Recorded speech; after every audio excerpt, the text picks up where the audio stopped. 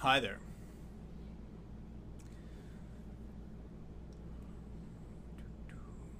I'm just waiting until at least one person signs on because he asked me to wait until he could watch me start the beginning of the video.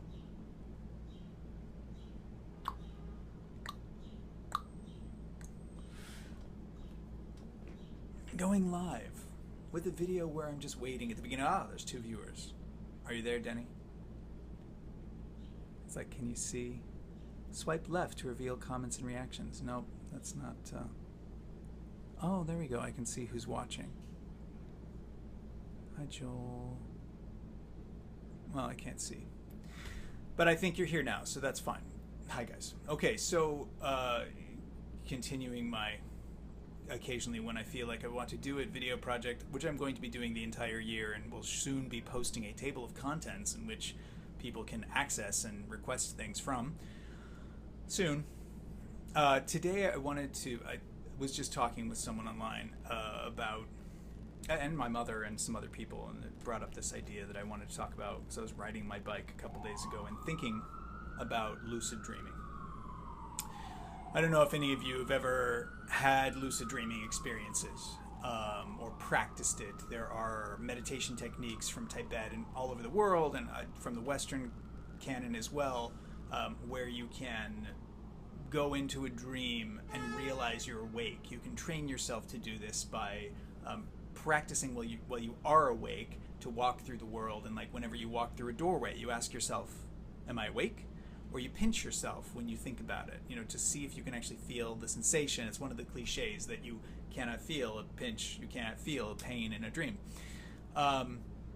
So if you've ever had a lucid dream, you know that when you become aware that you're dreaming, you understand that in a dream, there are no rules. You're the only one making up reality.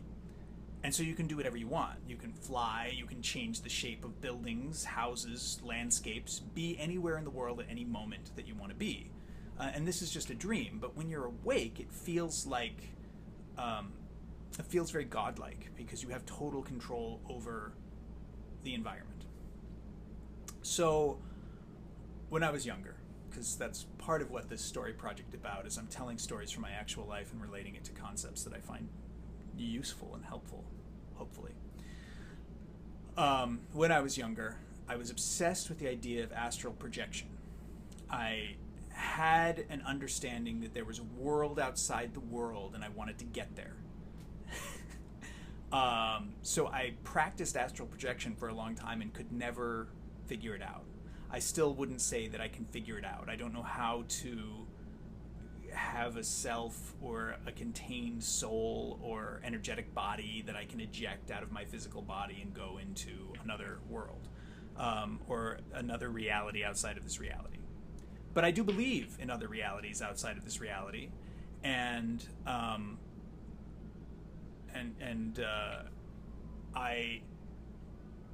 still have a feeling of relationship with other levels of reality. Hi. So lucid dreaming is very attractive, and I did it for a long time. I didn't have total control over it, but I often had experiences where I was able to, I would practice astral projection before I went to sleep, and then when I got into the dream, I could really easily just be like, oh, now I can fly, and now I have control over the dream. However, it didn't mean that I had total godlike power, because I was always working with other aspects of my psyche, or entities, depending on which way you want to look at that, that were somehow battling for control of the dream. Still, it was always an exhilarating feeling to wake up and feel like there was this potential to have total control and total comprehension, total understanding. We often go through life being very confused. You can say, oh yeah, I know what that feels like, to be very confused in life, by life. Yes, Dawn, I will get to that. Yeah, daydreaming, can get to that in a second. So we often have this feeling of confusion in life and this desire to feel like we understand everything. And understanding everything, it's not necessarily a pleasant feeling because, at least the way that I look at it, we're all in this together. And so any of the pain we've ever experienced, we've somehow caused, we've somehow been a part of, and we're somehow participating in. The pain that's caused directly to us and the pain we've heard of around the world, there becomes a level in which we're culpable for everything. And it's very easy to confuse the self with the universal energy of everything. So when you start practicing lucid dreaming and these meditation techniques where you expand your consciousness into a realm of control or godlike omniscience or omnipotence, there comes a level where you don't want to know anymore, where you're like, oh, I don't want to be confused anymore. But then you get to a point where you're like, I want to be confused. And that's why alcohol and marijuana and television and et cetera, the internet, are so prolific, because like there's a level at which we wish to be confused. We prefer to be confused. So all of this is coming to, I was riding my bike over the bridge and feeling some angst. I've been feeling a lot of angst the last few days, anger. It's been interesting to just be like aware of like, oh, I'm so angry. To feel the confusion over when I'm having lucid dreaming experiences and I'm able to manipulate reality in the dream, why can't I apply that to my waking life? So somebody just asked earlier about daydreams. They're like, is this the same thing as daydreams? Daydreams, like dreams, can take all sorts of different shapes, but in some daydreams that they might cross over into levels of what people might call energy healing, or qigong to a certain degree, that if you create or shamanism, actually, we have a shaman who just logged on, right? So if you bring your consciousness into what might be called a daydream, where you're fantasizing about something and believe in your fantasy, and I mean wholeheartedly believe in your fantasy. This is actually very close to what people call prayer as well. You wholeheartedly believe in your fantasy. It becomes another reality, and when you're daydreaming, it's coexisting with what people call reality, which is some people refer to as consensus reality, which I will also get to that in a minute. So in daydreaming, you can turn it into a conscious meditation, or like a healing session or a shamanistic session, where you're creating a fantasy in your head, or allowing a fantasy to unfurl before you, to develop, to blossom, where the control aspect just becomes levels of what you're paying attention to, and just tiny little manipulations of the heart, tiny little steerings where you're just like, oh, I'm being cruel to myself in this situation. Let me make myself kind. And when I say self, again, I might be referring to the entirety of existence. When you get onto levels of omniscient power, there isn't really a self any more than there is an everything. And that, again, can be confusing, because we're just so used to existing in what we perceive from our sensual reception devices, which I can explain further if you want. And maybe will later. So, long time ago, when I was trying to learn all this astral projection and lucid dreaming, I also came into, when I was doing lots of meditation, yoga, but also taking acid and mushrooms and being lost in the forest and talking with lots of people, because I feel conversation is a way to co-create reality. You're basically negotiating belief systems whenever you're having a conversation with someone. Hi, how is your day today? It's nice. I'm doing well, thank you. How are you? Really? Yes, let's be happy today. We're having a happy day. Everything's well. So why then do we have all these troubles in the world? Wait, sorry, I'm making a logical jump there. So I once, when I was doing all this work, came to believe that this reality that we live in, and many other philosophers and scientists, indeed, would agree with this, that the reality we're living in is perhaps a holograph, or a dream that we're all dreaming. A lot of Native American tribes will talk, or Aboriginal tribes will talk about this as a dreaming as well. So if one has experienced lucid dreaming, then sometimes one gets up to a frustration with the levels of reality and be like, why can't I manipulate reality? I know a lot of people who are into the law of attraction or law of abundance, and these kind of things are like, well, if I just figure out the formula to manipulate reality, then I can get everything I want, have all of my treasures and have all of my pleasures, and everything will just work out the way I want it to. So why doesn't that exactly work all the time? And then that comes into what I was saying earlier, the term consensual reality, that although there isn't a self, when we're on this plane of waking life that we call reality, all of the selves, that is to say, all of these different sensual perception devices or beings that we call ourselves, are creating reality together in a way that we're agreeing to what reality is, what's possible, what the limitations are. And that's changed a lot throughout history, which kind of takes me a little bit into the tangent when people are always talking about the world ending and the world's going to end. And I just love talking about this. It's an idea I got from John Crowley, one of my favorite authors, that the world ends all the time and that most people don't notice it because it just changes. And when the world ends, it means that what was once possible is no longer possible and never could have been possible. Like dragons and wizards don't exist now as we once heard stories about them, and those are just fantasies anyway. It never could have happened.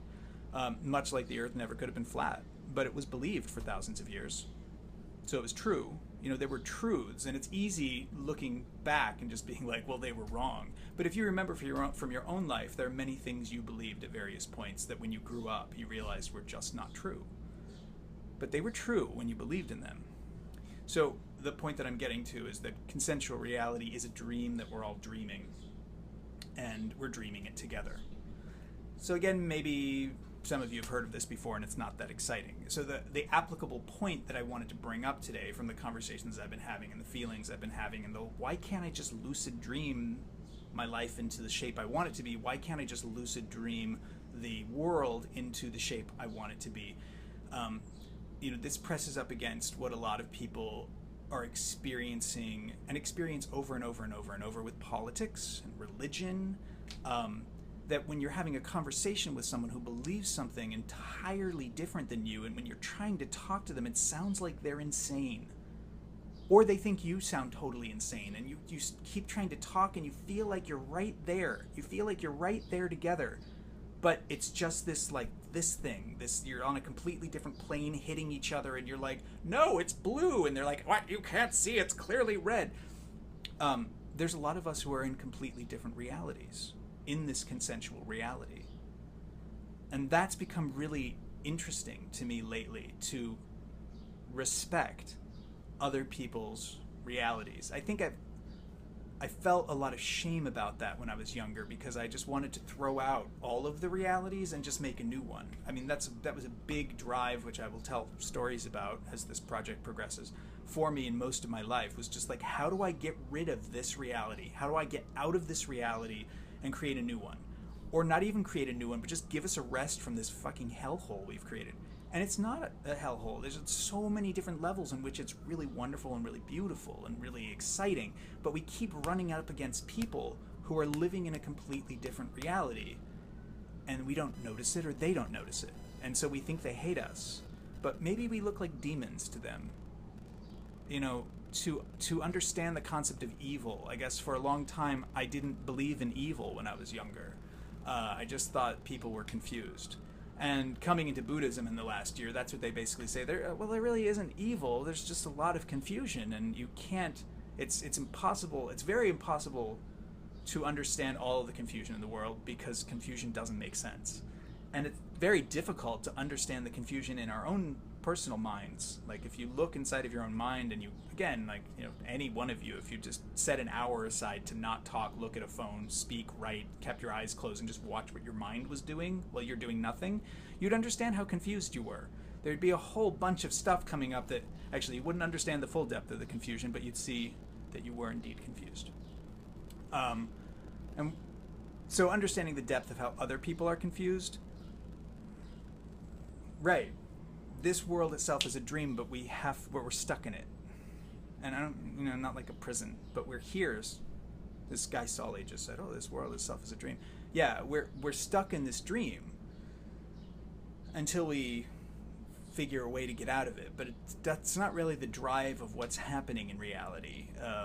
The consensus drive is not "let's get out of this dream." The consensus reality is "let's keep dreaming the dream." I was riding the bike on the bridge. Again, I get a lot of ideas riding the bike over the bridge because it's a liminal space. It's a transition space. So it's, again, like it's one of those places you practice being awake. The transition space is walk through a door. Am I awake? So I'm driving over the bridge, and I'd been having a lot of feelings since my birthday at the beginning of this month. We're at the last day of this month, whatever that means in the arbitrary calendar we live in. The very first day of this month, I woke up from a dream in the middle of the day, and I slammed my feet on the ground, and I said, I don't want to play this game anymore. And I've been having a lot of angst since then, because I'm not even sure what dream I was waking up from. I don't remember what the dream was about, and I'm not exactly sure what the game was. But I was just very clear that I didn't want to play this game anymore. So I've been hitting levels of angst about like what level of the dream, what level of the game do I not want to play anymore? I mean, is it the ego game? Like I've been interacting with Facebook differently this year and just trying to stay away from it.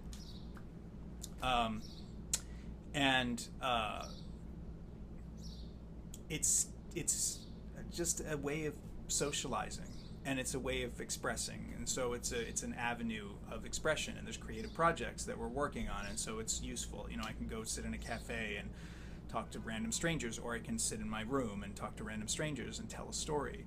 And some of you people aren't strangers. Some of you people are friends and lovers, and you tap in and tap out. But anyway, I'm riding across the bridge. What level of this feeling of I don't want to play this game anymore? And I see this billboard that just says "Into the Dream." And the way I read it the first time I saw it was "Into the Dream." I don't know if I'm expressing that right. Into the dream. Like, I'm really into this dream. And that's the way I took it the first time I saw it. That there's so many people here that are just like, yes, I'm going to be rich and famous. I'm going to have the love of my life. I'm going to have the best doggy in the world. And it's just enough to motivate them day after day, moment after moment, breath after breath after breath. They're totally into the dream. What do you say about that when you don't have a hook that keeps you like totally into the dream? I feel like it feels just ungrateful a lot of the time when I'm just like, I don't want to play this game anymore. But that's what it's like. Yesterday I was riding the bike and I realized that the billboard might have meant into the dream, like go into the dream. Anyway, the motivation was that I always have this contention or edge, friction about not really wanting to continue the dream, but feeling like I have to, because I am incarnate in a body with a consciousness, and I have a mind that perceives things on a meta level that a lot of people I know don't. So when I try to have conversations with people, sometimes I'll all of a sudden find myself like adrift on the edge of the sea, and they'll be like, what? And again, this gets back to what led me to want to do this talk today. Was I was talking to somebody about I talked to my mother about, one of her friends who'd gotten really into politics, and she just doesn't want to talk about politics. And another guy who had done this play, and it was all about politics. And one of the people that he knew who really disagrees with his political views watched the whole play, and talked to them afterwards and said, I don't agree with your views, but it was acted very well, and it was a very good production. So he was respecting him. And it's really fascinating to me over this last year. I mean, especially with all this political stuff happening. But again, this happens all the time. It's not new at all. But to really come up against, like, maybe you're making love with someone. I mean, I had a lover,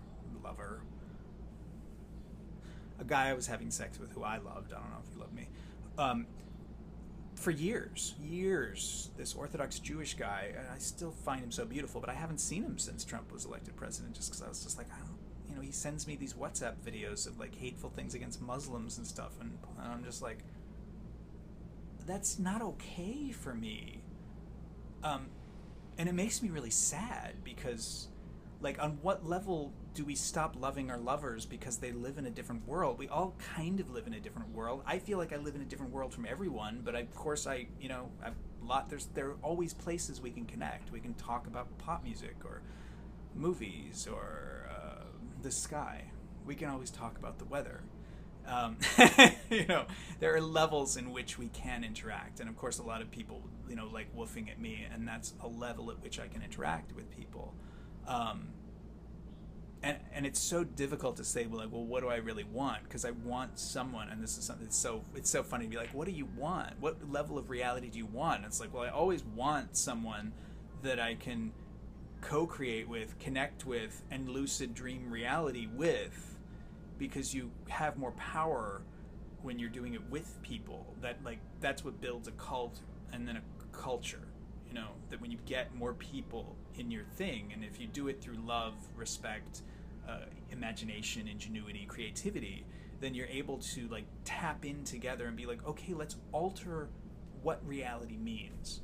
That was a big part of my impetus in moving to New York, and I had this fantasy of the cities are where people go and you're an artist, and like De Bruyne, the Fluxus movement, just the situationalists, and even more the impressionists, the romanticists, the Dada movement, these friends who get together and they're given a reality that they're like, okay, this is the reality we're in, we think we're in, is this the reality? And they start examining with each other what the levels, the boundaries, the layers of reality are, and then they destroy them and recreate them.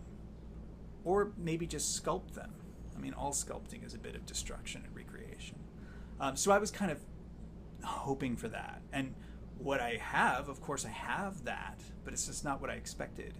And so there's this constant level of, and again, this happens in dreams, you feel like you're manipulating reality. You can't ever be aware of all of the variables. So you may change something and then it changes something else entirely that you weren't foreseeing, weren't expecting, and it may throw off your whole thing. And that's the funny thing when you're lucid dreaming, is that at any moment you may forget you're lucid dreaming and just get lost in the dream again, which usually you then drift back off into sleep.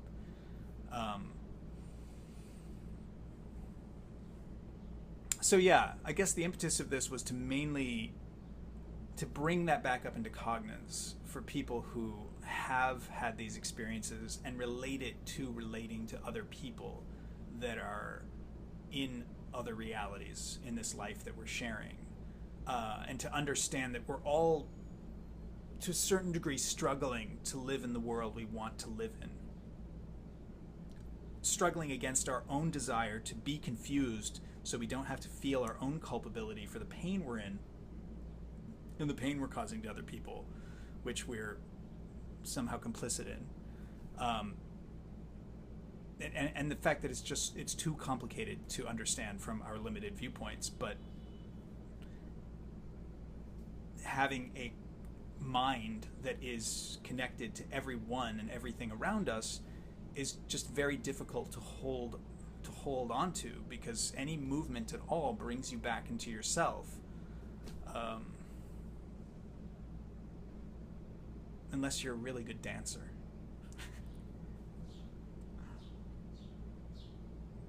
It's interesting. So this wasn't so much about telling a story from my life, but telling a wave of ideas and emotions that added up to an understanding and a desire for clarity.